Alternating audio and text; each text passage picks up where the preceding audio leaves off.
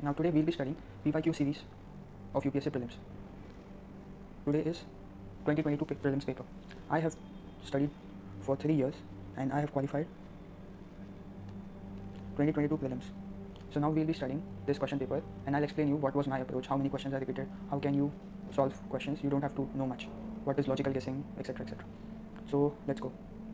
देखो पहला क्वेश्चन है rapid financing instrument and rapid credit facility. ये दोनों चीज़ें किस चीज़ से रिलेटेड है.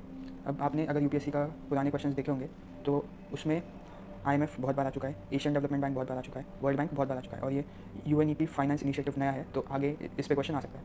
तो इसको एज अ टॉपिक प्रिपेयर करना होगा.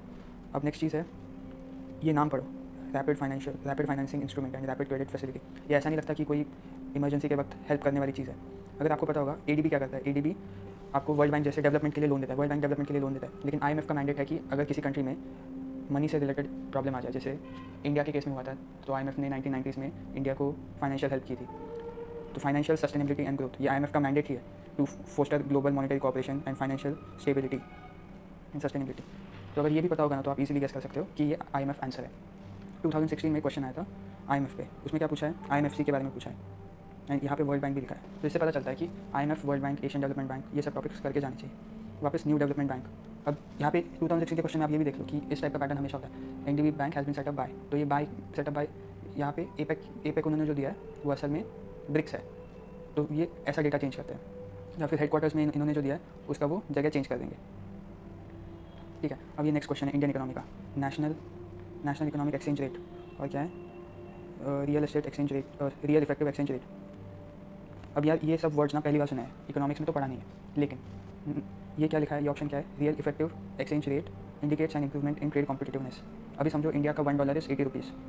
अब जब एक्सचेंज रेट बढ़ जाएगा तो क्या हो जाएगा, एक्सचेंज रेट बढ़ गया मतलब रुपी वीक हो गया तो $1 विल बी 70 रुपीज़.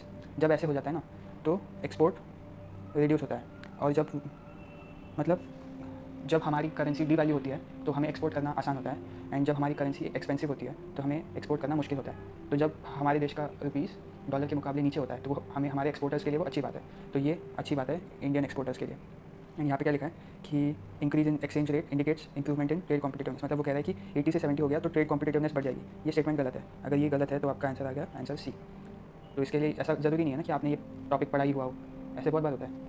नेक्स्ट है if inflation is too high RBI is likely to buy government security. अब ये टाइप के क्वेश्चन हर बार आते हैं कि मनी सप्लाई के. तो इसमें बेसिक्स आपको पता होना चाहिए. क्या, जब इन्फ्लेशन हाई होता है यानी मोर मनी सप्लाई है. मोर मनी सप्लाई है इसका मतलब इकोनॉमी में बहुत सारा मनी सप्लाई है. आरबीआई को इन्फ्लेशन कम करना है तो वो क्या करेगी, मनी सप्लाई को रिड्यूस करेगी. जब आरबीआई गवर्नमेंट सिक्योरिटीज़ बाय करता है तो उसका मतलब क्या होता है, गवर्नमेंट सिक्योरिटी बाय करेगा, लोगों के हाथ में कैश आएगा यानी मनी सप्लाई इंक्रीज़ होगा. बट अब अपने को तो चाहिए कि मनी सप्लाई डिक्रीज़ हो, यानी ये तो गलत है, यानी ये ऑप्शन गलत हो गया. तो इस ऑप्शन को गलत होने के कारण आपका ऑप्शन ए गया, ऑप्शन सी गया, ऑप्शन 1 गया. Incorrect answer is B. अब ये एनवायरनमेंट का ये क्वेश्चन देखो, हर जगह पे गेस वर्क नहीं करना होता है, स्पेशली जब एनवायरनमेंट का क्वेश्चन आता है. क्योंकि एनवायरनमेंट इज़ स्पेशल केस. बताता हूँ मैं आपको क्यों. देखो एक टाइम था जब भी एनवायरनमेंट आईएफएस का एग्जाम ना अलग एग्जाम होता था, लेकिन बाद में आईएफएस को सीएसई के साथ मर्ज कर दिया और प्रीलिम्स में एक ही पेपर होता है. तो जब फॉरेस्ट से रिलेटेड, एनवायरनमेंट से रिलेटेड क्वेश्चन आते हैं ना तो उनका स्टैंडर्ड थोड़ा अलग होता है, वो थोड़े टफ होता है. इसीलिए इस टाइप के क्वेश्चन में भी ज़्यादा गेसिंग करने की नीड नहीं है अगर बहुत ही फैक्चुअल टाइप का हो. एंड मोस्टली ये ऐसे क्वेश्चन आते हैं जो बहुत ज़्यादा फैक्चुअल टाइप के होते हैं. G20 common framework. अब देखो यहाँ पे इन्होंने डेटा क्या दिया, पेरिस क्लब एंड G20 ने साथ में एंडोर्स किया. अब यहाँ पे उन्होंने ऐसे हो सकता है ये पेरिस क्लब हो ही ना या फिर होगी तो पता नहीं, गेस नहीं कर सकते. An initiative to support low income countries with unsustainable debt. Again guess नहीं कर सकते. अगर गेस करना होगा तो मैं बोलता कि ये गलत है, लेकिन इस पर डाउट होता. एंड वो जो लॉजिक है ना कि फैक्चुअल चीज़ें गलत होती है वो यहाँ पे नहीं लगेगा क्योंकि ये एनवायरमेंट है जो स्पेशल केस होता है, तो इसमें मोस्टली नहीं लगता वो. With reference to Indian economy advantages of inflation indexed bond. Bond क्या होता है, बॉन्ड यानी गवर्नमेंट इशू करती है बॉन्ड एंड वो बॉन्ड हम लोग खरीदते हैं. एंड उस जैसे लोन होता है उसी टाइप का एक इंस्ट्रूमेंट होता है, डेट इंस्ट्रूमेंट होता है बॉन्ड. जब गवर्नमेंट सिक्योरिटीज़ इशू करती है तो या बॉन्ड इशू करती है तो फिर मनी सप्लाई कम हो जाता है. आरबीआई इशू करती है वैसे बॉन्ड्स.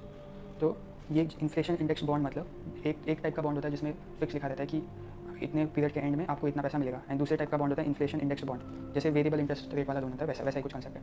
तो ये देखो, government can reduce coupon rate on its borrowing by the way of IIB. शायद सही हो शायद नहीं हो. IIB provides protection to investor from uncertainty regarding inflation. Protection to investor, ठीक है, ये हो सकता है. अब ये वाला पॉइंट एकदम इंपॉर्टेंट है. Interest received as well as capital gains are not taxable. आप मुझे लॉजिकली बताओ, इज इट पॉसिबल? मतलब गवर्नमेंट के बॉन्ड से आप पैसा कमाओगे लेकिन गवर्नमेंट आपके गेन्स को टैक्स नहीं करेगा. एंड नॉट जस्ट गेन्स बल्कि आपके कैपिटल गेन्स को भी टैक्स नहीं करेगा। मतलब जैसे ऐसे हो गया ना कि गवर्नमेंट अपना टैक्सेबल इनकम कम करे, खुद के पैर पे कुल्हाड़ी तो मारेगा नहीं। तो इसीलिए ये ऑप्शन है ना, ये ऑप्शन गलत हो गया। ये ऑप्शन गलत होते ही ये गया, ये गया, ये गया, आंसर मिल गया 1। एंड ये वाले भी पॉइंट सही है। Government can reduce coupon rate on its borrowing by the way of IIB and it provides protection to investor. अब जब भी किसी गवर्नमेंट पॉलिसी की बात होती है ना, तो मोस्टली वो सही होता है, लेकिन ये उस टाइप का नहीं है। इसमें ये वाला लॉजिक से करना था कि कैपिटल गेन्स पे टैक्स नहीं लगता। एंड ये वैसे भी एक्सचेंज स्टेटमेंट है कि गवर्नमेंट किसी चीज़ पे टैक्स नहीं लगा रहा है, क्रिप्टो करेंसी तक पे टैक्स लगा रहा है। ये वाला क्वेश्चन मैंने एग्जाम में कैसे सॉल्व किया था, ये मैंने पढ़ा हुआ नहीं था, ठीक है, फिर भी गेस किया, बताता हूँ कैसे। With reference to foreign owned e commerce firm operating in India which of the following statements are correct. जैसे मैंने ये पढ़ा ना, तो मैंने अमेजॉन का एग्जाम्पल दिमाग में लाया। अब अमेजॉन क्या क्या कर सकते हैं, they can sell their own goods in addition to offering their platform as market place. Amazon की वेबसाइट पे आपको अमेजॉन के प्रोडक्ट्स दिखते हैं, अमेजॉन कंपनी के। अगर आपने ध्यान दिया होगा तो अमेजॉन के चार्जर्स आते हैं, केबल्स आते हैं, अमेजॉन एलेक्सा वगैरह आता है। ये स्टेटमेंट तो है। The degree to which they can own big sellers is limited, ये स्टेटमेंट भी है। अब मैं इस क्वेश्चन के पीछे का आंसर मिल गया ये। अब इस क्वेश्चन के पीछे का मैं आपको लॉजिक बताता हूँ। अमेजॉन जैसे बिग ई कॉमर्स प्लेयर्स जो है, उनके पास एडवांटेज क्या है, उनके पास होता है डेटा। अब उनके पास ये पूरा डेटा है कि कौन सा प्रोडक्ट टॉप सेलिंग है, उसकी क्या प्राइस है। तो अमेजॉन हमेशा फॉरेन कंट्रीज में और इंडिया में यही करता है कि टॉप सेलिंग प्रोडक्ट उठाता है एंड उसका चीप अल्टरनेटिव बनाता है, अपनी वेबसाइट पे लिस्ट करता है। एंड अमेजॉन पे अगर आपने देखोगा एड्स चलाने पड़ते हैं, लेकिन अमेजॉन अपने खुद के प्रोडक्ट्स को खुद ही प्रमोट करता है, तो इससे उसकी सेल्स बढ़ जाती है। तो ये बहुत ही क्या कहते हैं अनएथिकल प्रैक्टिस है। तो इंडिया में अमेजॉन जैसी कंपनीज़ को लिमिट करके रखा हुआ है। अब फिर भी अमेजॉन के भी कुछ सेलर्स है, वो कैसे, क्लाउड टेल इंडिया आपने सुना होगा, क्लाउड टेल। तो ये क्या है, इन्फोसिस एंड अमेजॉन इनका पार्टनरशिप है, इन्फोसिस एंड अमेजॉन का पार्टनरशिप है। एंड फिर वो यहाँ पे बेचते हैं। एंड वैसा अपारियो APPARIO अपारियो इलेक्ट्रॉनिक्स या अपारियो रिटेल करके ऐसा कुछ तो है, वो भी वही है। अगर अमेजॉन पे ये रिस्ट्रिक्शन नहीं होता तो नाइका जैसी कंपनीज़ जो इंडिया में है वो नहीं हो पाती, मतलब क्योंकि अमेजॉन फिर हर प्रोडक्ट में वैसे ही करता, ब्यूटी प्रोडक्ट्स में भी करता, इलेक्ट्रॉनिक्स में कर रहा है।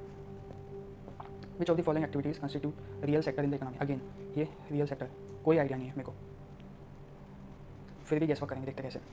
फार्मर हार्वेस्टिंग देयर क्रॉप, ठीक है मतलब एग्रीकल्चर से रिलेटेड है।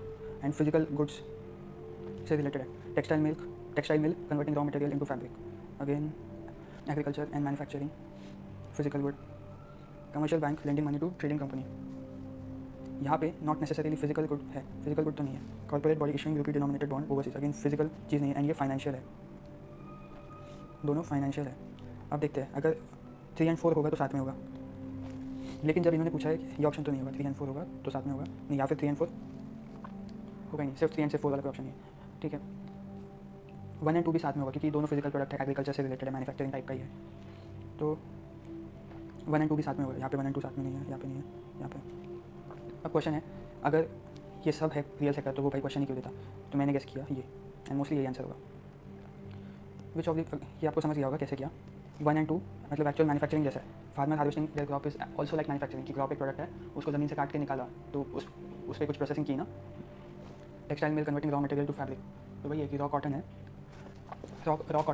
तो उसका फैब्रिक बना है, उसमें भी प्रोसेसिंग हुई। विच of the following situation best reflects indirect transfer. पता है ये क्वेश्चन कब आया था, किस न्यूज़ से रिलेटेड है, सेलिंग ऑफ फ्लिपकार्ट। आपने सुना होगा फ्लिपकार्ट को वॉलमार्ट ने खरीद लिया कुछ बिलियंस ऑफ डॉलर में। तो अभी ये क्वेश्चन ना फ्लिपकार्ट वाले उस केस के बारे में, इनडायरेक्ट ट्रांसफर। अब आप स्टेटमेंट पढ़ लो, उसके डेप्थ में नहीं जाता। हुआ क्या था, इनडायरेक्ट ट्रांसफर क्यों कहते हैं, क्योंकि फ्लिपकार्ट एक तो इंडियन रजिस्टर्ड कंपनी नहीं थी, फॉरेन रजिस्टर्ड कंपनी थी, जो टैक्स बचाने के लिए वैसा करते हैं। एंड उन्होंने उस कंपनी को बाहरी बार वॉलमार्ट को बेच दिया, जो कि ऑलरेडी फॉरेन कंपनी है। तो foreign company transferring share that derive the substantial value from assets in India. ये वही बात हो गई कि फ्लिपकार्ट के वेयर हाउसेस, फ्लिपकार्ट के सारे प्रोडक्ट्स, सब डेटा इंडिया में, लेकिन रजिस्टर्ड फॉरेन में। इन फॉरेन में डील हो गई, इंडिया को कुछ भी नहीं मिला, इंडियन गवर्नमेंट को। With reference to expenditure made by an organisation which of the following are correct. इस बार के अगर क्वेश्चन देखोगे तो आपको पता चलेगा कि ये कंपनीज़ वगैरह इससे बहुत रिलेटेड है। शार्क टैंक फेमस हुआ था ना इस टाइम पे, तो शायद इसलिए उन्होंने इन डायमेंशंस को टच किया होगा। With reference to expenditure made by organisation which of the following are correct. Acquiring technologies capital expenditure, ठीक है, कैपिटल एक्सपेंडिचर।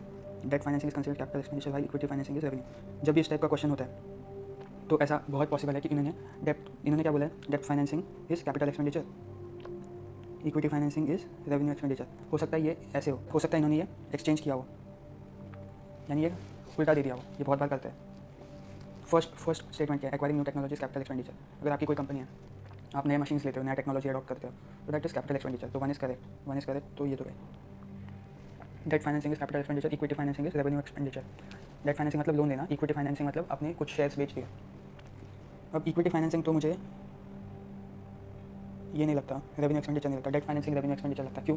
क्योंकि जो सैलरीज देते हैं ना, उसे वो लोग रेवेन्यू एक्सपेंडिचर मानते हैं. सैलरीज फिक्स होती है, टाइम टू टाइम देनी पड़ती है. डेट अगर आपने लिया है तो उसमें भी आपको इंटरेस्ट चुकाते रहना पड़ता है, टाइम टू टाइम देते रहना होता है. तो मुझे लगता है debt financing is related to revenue expenditure. तो टू गलत है, एंड मोस्टली ऐसे स्टेटमेंट में वो एक्सचेंज करते ही है. ये गलत. With reference to Indian economy consider the following statement. Share of household financial saving goes towards government borrowing. ठीक है. डेटेड सिक्योरिटीज इज, क्या स्टेटमेंट है देखो ज़रा ध्यान से.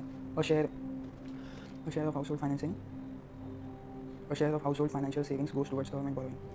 इन्होंने बोला कितना शेयर नहीं. अगर ये 0.001 भी हुआ परसेंट तो भी स्टेटमेंट सही है, तो इसलिए मैंने स्टेटमेंट को सही मार्क कर दिया. Dated securities issued at market related rates in option form a large component of internal debt. भाई लार्ज कंपोनेंट है, अगेन उन्होंने कोई फिक्स डेटा नहीं दिया. इंटरनल डेट, डेटेड सिक्योरिटीज़ आपका इंटरनल डेट बनाती है, तो सही है. Both of them are correct. आज के लिए बस इतना ही, आगे के क्वेश्चन बाद में.